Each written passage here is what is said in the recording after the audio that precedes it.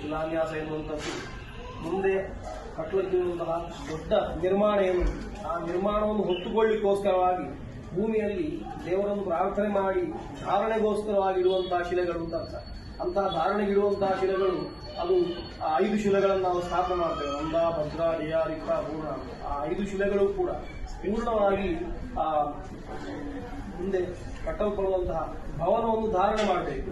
ಭವನವನ್ನು ಮಾತ್ರ ಧಾರಣೆ ಮಾಡುವಂಥದ್ದಲ್ಲ, ನಮ್ಮನ್ನು ಧಾರಣೆ ಮಾಡಬೇಕು. ವಿಶೇಷವಾಗಿ ದೇವರಿಗೆ ಪೀಠ ರೂಪವಾಗಿ ಅದು ಬರಬೇಕು ಅಂತ. ನಾವೆಲ್ಲ ಕಟ್ಟುವಂತಹ ಎಲ್ಲ ನಿರ್ಮಾಣ ಯಾರಿಗೆ ಅಂತ ಕೇಳಿದ್ರೆ ಅಥವಾ ರಾಮದೇವರಿಗೆ, ರಾಯರಿಗೆ ಅಂತ ಅರ್ಥ. ನಾವು ಆ ರಾಯರ ಸೇವೆ ಮಾಡಲಿಕ್ಕೋಸ್ಕರ ಅದನ್ನು ಉಪಯೋಗ ಮಾಡಿಕೊಳ್ತೇವೆ ಅಂತ ಅರ್ಥ ಹೊರತು ಯಾವ ಉದ್ದೇಶದಿಂದ ನಮ್ಮ ಉಪಯೋಗಕ್ಕೋಸ್ಕರ ಅದನ್ನು ಕಟ್ತೇವೆ ಅಂತ ಹೊರಟದ್ದಲ್ಲ. ಆ ದೃಷ್ಟಿಯಿಂದ ರಾಯರಿಗೋಸ್ಕರವಾಗಿ, ರಾಮದೇವರಿಗೋಸ್ಕರವಾಗಿ ಪ್ರವೃತ್ತಿ ಮಾಡ್ತಾ ಇದ್ದೇವೆ. ಆ ಪ್ರವೃತ್ತಿಗೆ ಆ ಮೂಲಾಧಾರವಾಗಿರುವಂತಹ ಶಿಲಾನ್ಯಾಸವನ್ನು ಮಾಡ್ತೇವೆ. ಶಿಲಾನ್ಯಾಸ ಮಾಡಲಿಕ್ಕೆ ಬೇಕಾಗುವಂತಹ ಯೋಗ್ಯತೆಯನ್ನು ಸಂಪಾದಿಸಿಕೊಡ್ಬೇಕು ದೇವರು. ಅದೇ ರೀತಿಯಲ್ಲಿ ಅದಕ್ಕೆ ನಿಶ್ಚಯ ಮಾಡಿದಂತಹ ಮುಹೂರ್ತ ಸುಮುಹೂರ್ತವಾಗಿ ಬರಬೇಕು. ಎಲ್ಲ ಜನಗಳು ಅನುಕೂಲರಾಗಿ ಬರಬೇಕು, ಭಕ್ತ ಜನಗಳು ಅನುಕೂಲರಾಗಿ ಬರಬೇಕು. ಅದಕ್ಕೆ ಬೇಕಾಗುವಂತಹ ಸಾತ್ವಿಕವಾದ ಸಂಪತ್ತನ್ನು ಎಲ್ಲ ಕಡೆಯಿಂದ ದೇವರು ತರಿಸಬೇಕು. ನಮಗೆ ಆ ಕೆಲಸವನ್ನು ಮಾಡಲಿಕ್ಕೆ ಬೇಕಾಗುವಂತಹ ಧೈರ್ಯ ಅದನ್ನು ದೇವರು ಕಾಲಕಾಲಕ್ಕೆ ಒದಗಿಸಬೇಕು. ಅದೇ ರೀತಿಯಲ್ಲಿ ಏನಾದರೂ ಅಡೆತಡೆಗಳು ಇದ್ದರೆ ದೇವರ ಕೆಲಸಕ್ಕೆ ದೇವರೆಲ್ಲ ಅದನ್ನು ಪರಿಹಾರ ಮಾಡಿಕೊಡಬೇಕು.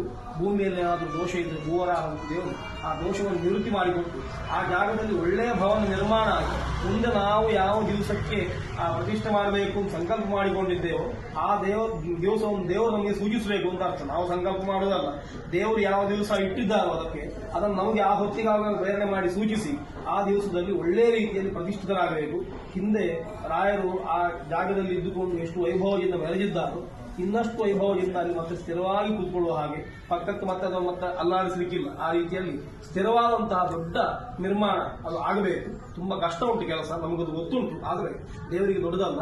ಒಳ್ಳೆ ರೀತಿಯಲ್ಲಿ ಆ ಕೆಲಸವನ್ನು ಮಾಡಿಸಿ ಆದಷ್ಟು ಶೀಘ್ರವಾಗಿ ಸದೃಢವಾಗಿ ಆ ಕೆಲಸವನ್ನು ಮಾಡಿಸಬೇಕು ಅಂತ ದೇವರ ಕೇಳುವಂಥದ್ದು. ಇವತ್ತು ಮಾಡುವಂತಹ ಕರ್ಮಾಂಗಕ್ಕೆ ದೇವರು ನಮಗೆ ಪೂರ್ಣವಾಗಿ ಅನುಗ್ರಹ ಕೊಡಬೇಕು. ನಮ್ಮ ಅಜ್ಞಾನವನ್ನು, ನಮ್ಮ ದೋಷಗಳನ್ನು, ದೇಶಿಕವಾಗಿ ಕಾಲಿಕವಾಗಿರುವಂತಹ ಲೋಪದೋಷಗಳನ್ನು, ದ್ರವ್ಯ ಲೋಪವನ್ನು, ಕ್ರಿಯಾಲೋಪವನ್ನು ಕ್ಷಮಿಸಬೇಕು. ವಿಶೇಷವಾಗಿ ಕೆಲಸವನ್ನು ಸಂಪೂರ್ಣವಾಗಿ ಮಾಡಿಕೊಟ್ಟು ಇವತ್ತಿನಿಂದ ಆರಂಭ ಆದ ಕೆಲಸ ಇನ್ನು ಪೂರ್ಣ ದೇವರ ಪ್ರಾಸಾದಕ್ಕೆ ಶಿಖರ ಇಡುವ ಹಾಗೆ ಆ ಪ್ರಾಸಾದ ಪೂರ್ಣವಾಗಿ ಅಲ್ಲಿ ದೇವರನ್ನು ಪ್ರತಿಷ್ಠೆ ಮಾಡುವಲ್ಲಿವರೆಗೆ ಆ ಕೆಲಸ ನಿರಂತರವಾಗಿ ನಿಲ್ಲದೆ ನಡೆದುಕೊಂಡು ಹೋಗಬೇಕು. ಒಳ್ಳೆ ರೀತಿಯಲ್ಲಿ ಆ ಕೆಲಸವನ್ನು ಮಾಡಿಸಿಕೊಟ್ಟು ನಮಗೆಲ್ಲ ಅನುಗ್ರಹ ಮಾಡಬೇಕು. ಎಲ್ಲ ಭಕ್ತರಿಗೆ ಶ್ರೇಯಸ್ ಮಾಡಬೇಕು. ಅದಕ್ಕೋಸ್ಕರ ತ್ಯಾಗ ಮಾಡಿದವರಿದ್ದಾರೆ, ಅದಕ್ಕೋಸ್ಕರ ಹಗಲು ಕೆಲಸ ಮಾಡುವವರಿದ್ದಾರೆ. ಅವರಿಗೆಲ್ಲ ಬೇಕಾಗುವಂತಹ ಧೀಶಕ್ತಿಯನ್ನು, ಆರೋಗ್ಯವನ್ನು, ದೇಹಾರೋಗ್ಯವನ್ನು, ಮಾನಸಿಕವಾದ ನೆಮ್ಮದಿಯನ್ನು, ಧೈರ್ಯವನ್ನು ಕೊಟ್ಟು ಆ ಎಲ್ಲ ಕೆಲಸವನ್ನು ರಾಯರು ಮಾಡಿಸಬೇಕು, ರಾಮದೇವರು ಮಾಡಿಸಬೇಕು ಅಂತ ಹುಟ್ಟು ಸೇರಿತು ರಾಮದೇವರ ಪ್ರಾರ್ಥನೆ ಮಾಡುವಂತ ಲಕ್ಷ್ಮೀನಾರಾಯಣ